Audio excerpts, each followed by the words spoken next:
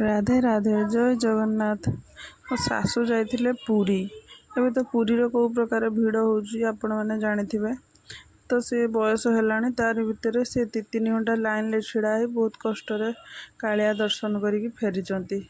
तो तांको गोड़ आंठू प्रबल दरज हो जाइची।